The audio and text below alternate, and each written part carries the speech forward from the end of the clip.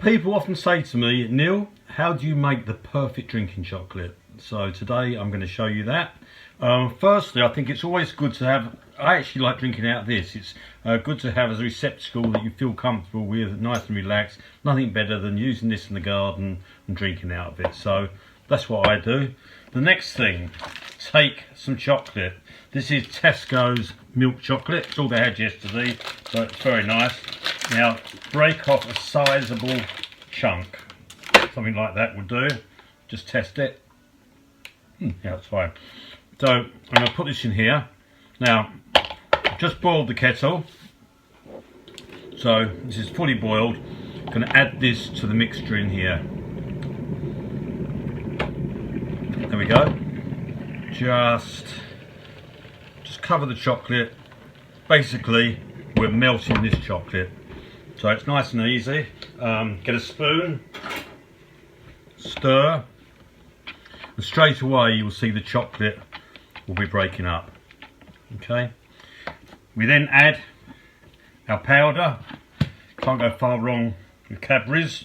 I don't get paid for product placement here, but I thoroughly do recommend Cadbury's, the only drinking chocolate used in the trade.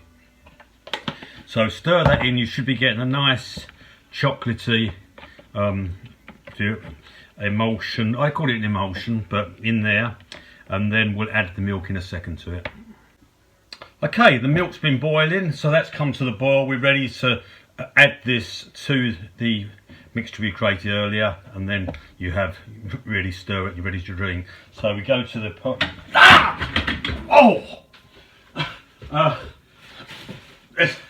Obviously, with a metal handle like that, you do need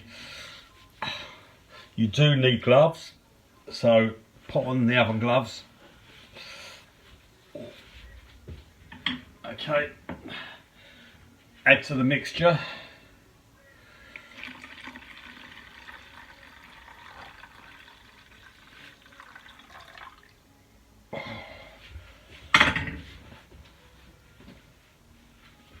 And then stir, and you'll see that's the lovely chocolatey concoction that is going on there. Bit of sprinkle on top. Serve a couple of biscuits in the garden, and you know, nothing can be more perfect than that. So I hope that's sorted it out. That's how to make the perfect drinking chocolate.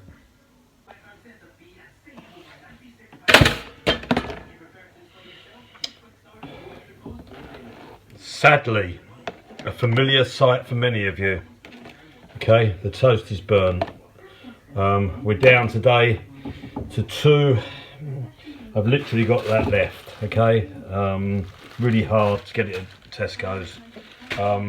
This is what happens. I'd like to show you how to do the perfect toast. Now, on the side, if I could just show you this, on the side of your toaster, you've actually got a dial. What's happened here is someone has put the dial up to the full amount. So it's a bit like your volume control on your stereo. If you want a reasonable volume, you probably go over halfway. Here, if you want it lightly toasted, oh, what's happened there? So we're going to go up to halfway, and we're going to put the bread in. Again, make sure it's the curved side up. So curved side goes in, curved side goes in, there. Flick down using one finger. You don't put too much force on it. That's how things break. Okay, I'm going down on 3. 1, 2, 3. Down, and now obviously we'll have to cut the video. We'll wait for that to come out as absolutely perfect toast. Okay, we're streaming live here, waiting for the moment of toast ejection. Very important part of the process. You can just feel the flavour of the bread at the moment as it's gently heating. It goes through that process, not too fast, not too slow. Just little tip here: don't get your face too near the toaster, because you could get the toast could eject into you. Also, you could get burned. So, you know, I'm sort of filling in time a little bit here, waiting for this. We could talk about music associated with toast. I remember Paul Young had a song in the 80s, a little bit of toast, and that was before he, you might check that out on YouTube, that's before he became more famous with his No Parley album. So we're mixing cooking with music, travel, that's what we do on this channel. Just waiting here, might have to go into the next video. Oh, and there it is, there it is. And if you look, it's absolute golden brown by the Stranglers. There we are. Absolute perfection, but hot. So again, handle it with care when it comes out. Put butter on it, and then Marmite, anything you want, jam, and enjoy.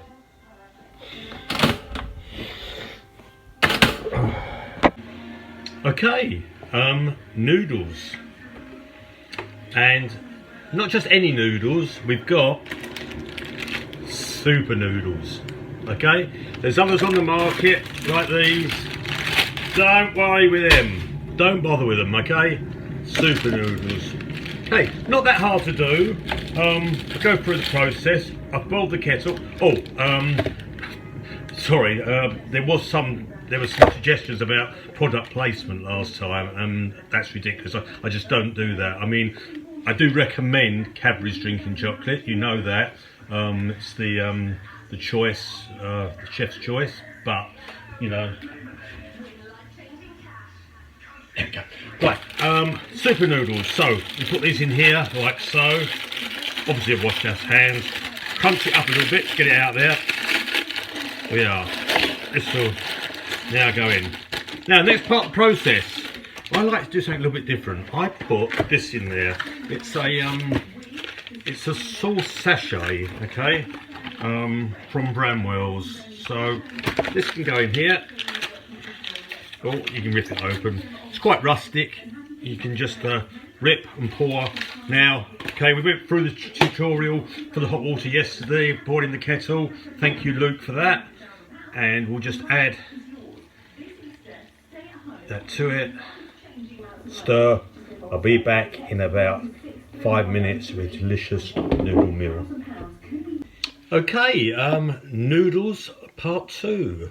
Or the sequel, as they say in the film industry. Got the bowl here. I'll go through that in a minute. Just before we start, a few people have been commenting on social media about the product placement that we do. I just wanted to make it clear we don't do anything deliberately. It's a rustic show, quite organic. Things are just there. You know, I don't know what that's doing there. The Tesco's hot chocolate is not very good. Anyway, you know, we don't get paid a penny to push any of the products. I mean, this is really good. This is one of the sort of chef's choice that you recommend, but you know, we don't get paid anything on our tax return for doing that. So, but I mean, very nice that. But anyway, look, we've got here's the mixture. Okay, it's beginning to. The water makes the compound in the noodle thicken, and it's really, and obviously with the soup sachet I've put in there, you've got a wholesome meal. I'll have this, some crusty bread in the garden. What's not like to like about it? So there it is, noodle with crusty bread. Yet another meal that it would help you survive this current climate. Fairly simple to do. Don't need to be a qualified chef, technical chef like myself. very little knife skills, just really spoon skills. Give it a little stir and you're done. Okay, thanks a lot and thanks for watching. Okay, fusion cooking. Okay, oh, sorry, what's that? Oh, it's really nice, this stuff. I don't know what it's doing there. Okay, fusion cooking. Very, very practical for this day and age, really. You know, convenient, and again, simplicity. Everyone can do it. So what I'm doing here, first part, I'm going to make it a surprise. The actual fusion bit.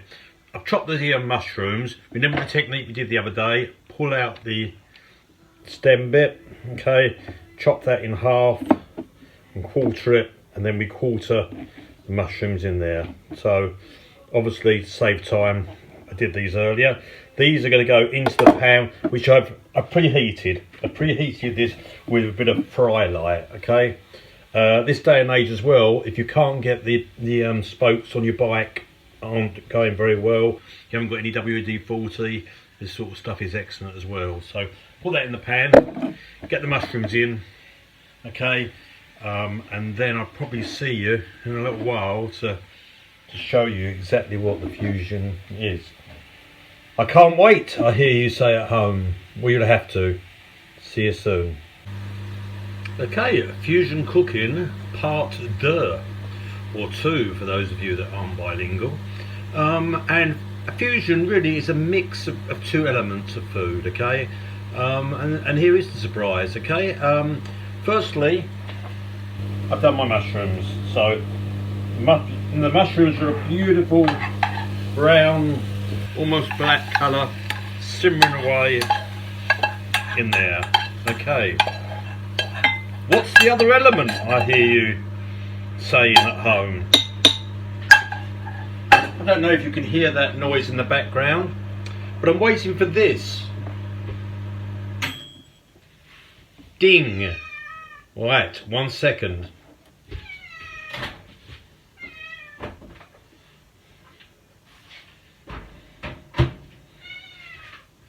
Okay, I've simultaneously produced this dish from opening a packet that I'd had in the fridge and heating through a system called the microwave.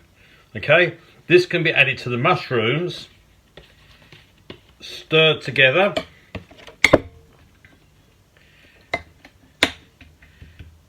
and voila, chicken hot pot and mushrooms a la microwave, a la saucepan.